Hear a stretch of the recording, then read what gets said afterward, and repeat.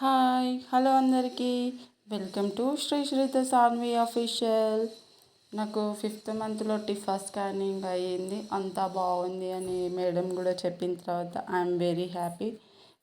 మనం తల్లి అవుతున్నాం అంటేనే అది ఒక అనుభూతి, హ్యాపీనెస్ అండ్ ఎగ్జైట్మెంట్ కదా.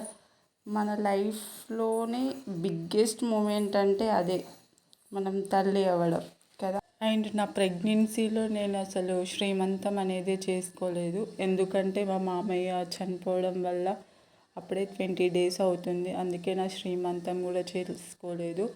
నా ప్రెగ్నెన్సీ ఓల్ జర్నీ మొత్తంలో నేను ఒక్క ఫోటో కూడా దిగలేదు. ఎందుకో అసలు దిగాలి అని అనిపించలేదు, ఆ థాట్ కూడా రాలేదు.